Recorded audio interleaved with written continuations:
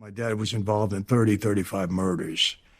Now, he never admitted that to me about anyone in particular. He was indicted for one murder, and he was acquitted in that case, found not guilty. But my dad he was a tough guy. There's no question. So, if he was involved in 35 murders, as the FBI suggest, do you think he was better off behind bars?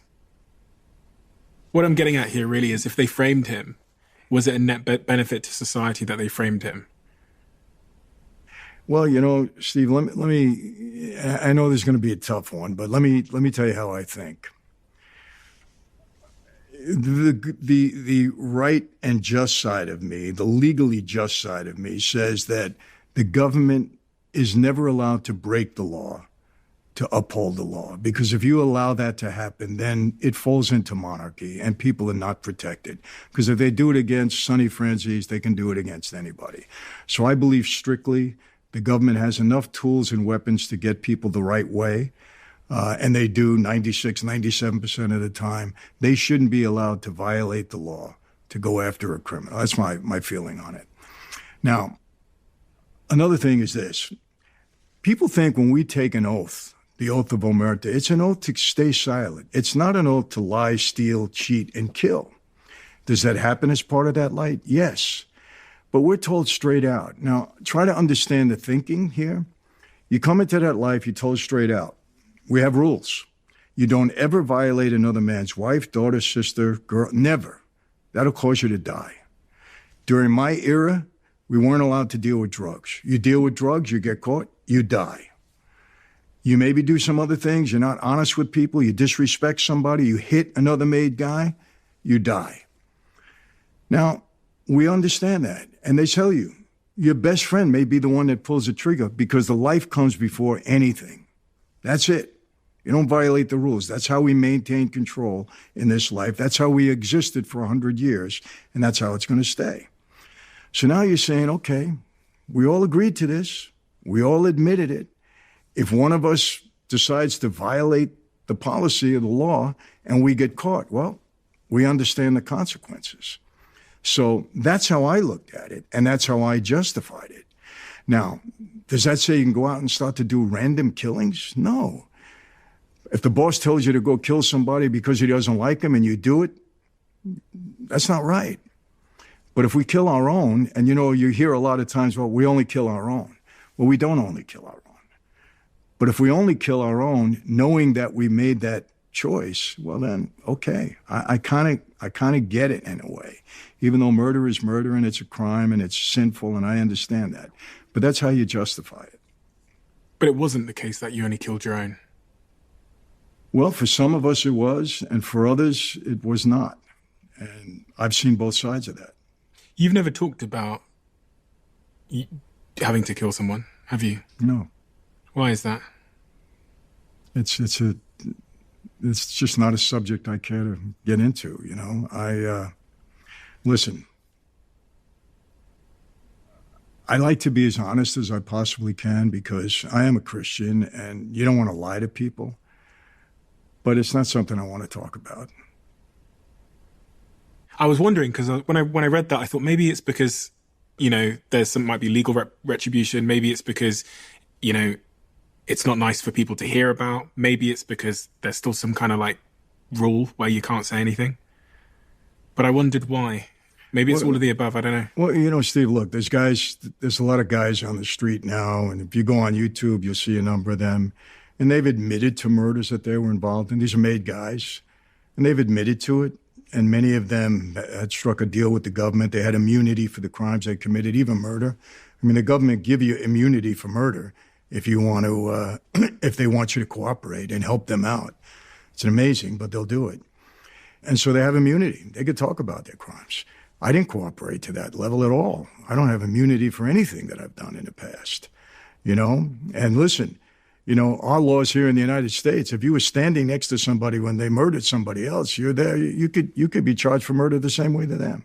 So, I'm not saying I ever was in that position. I'm just saying that's the law.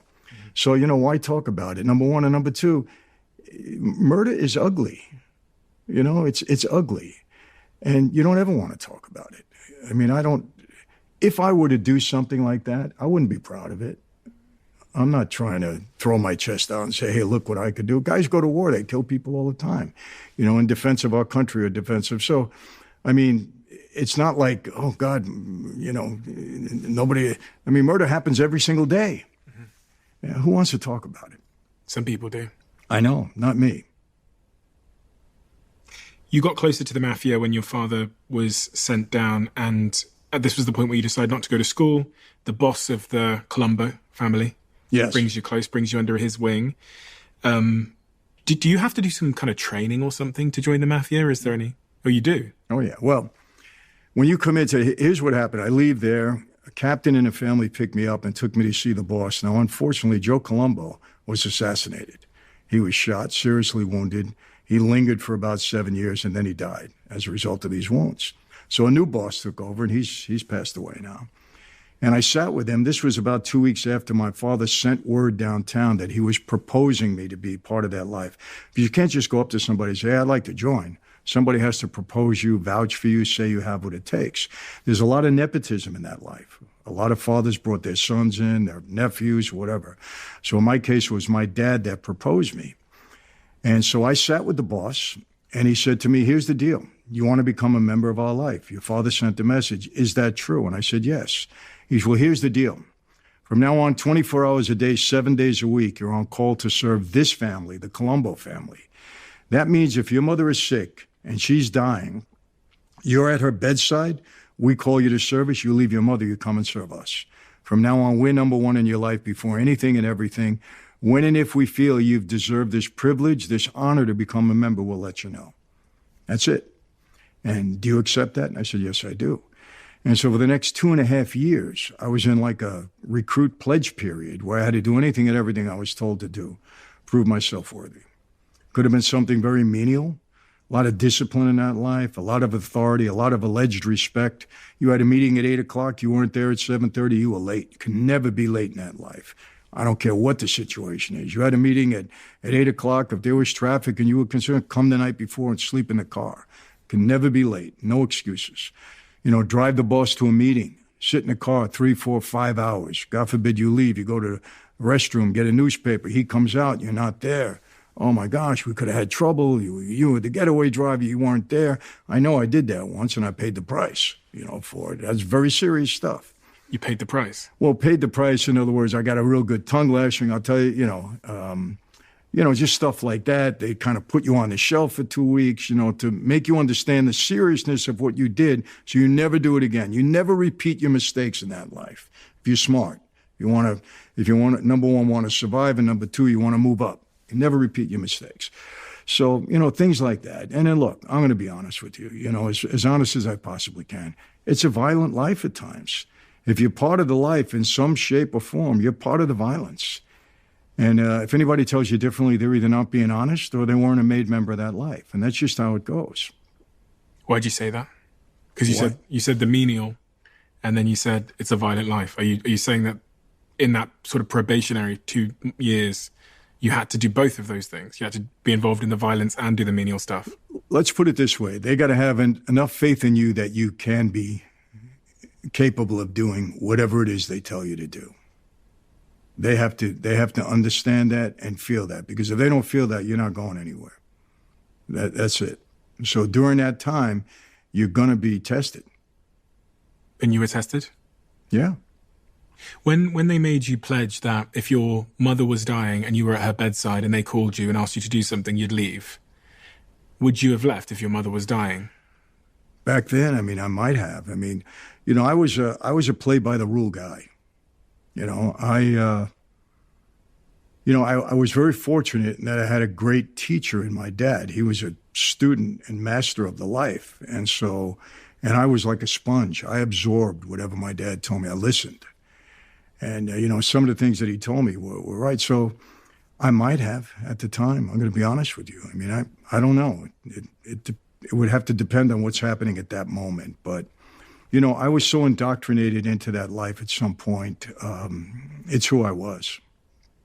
Sounds a bit like a cult, in a way. It's cult-like, I guess, in a way. We didn't do silly things, you know. We wouldn't have rituals and ceremonies other than that like one. Yeah. Other than that one, nothing after that. But what did it teach you about people skills? Because you're around these bosses, these very talented men. You're seeing how they conduct themselves, do business, influence people, win friends. What did that phase of your life teach you about how to be a motivator / manipulator of people? Yeah, it taught me well. I think I got it. You know, there's kind of two levels in that life. You're either a racketeer or you're a gangster. What's the difference? I'll tell you the difference. A gangster is a guy that really doesn't know how to use that life to benefit him in business. So he's more of a, I don't want to say tough guy, I don't want to say the term, but he's more of a guy that, hey, we had something done, this is the guy, send him out, let him do it, because you got to earn your keep in that life. We, in the Colombo family, had 115 made guys at that time. Out of the 115, 20 of us were really earning money and supporting the family in some way and really elevating the family. We were racketeers. Now, a gangster could never really be a racketeer. He just doesn't know how. But a racketeer has to be a gangster also, because you're going to be called upon. Not as much as this guy, but when you're called upon, you got to do it. So, you know, I was more of a racketeer.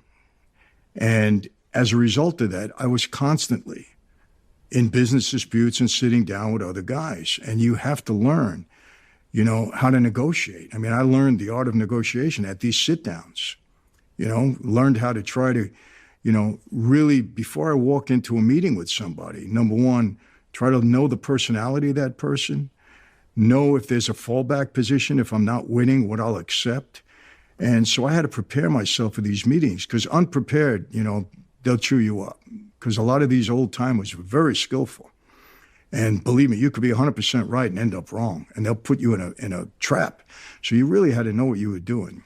And so my people skills in that regard, as far as negotiating and identifying a true leader, were really honed to a high degree, because I came out on top many, many times.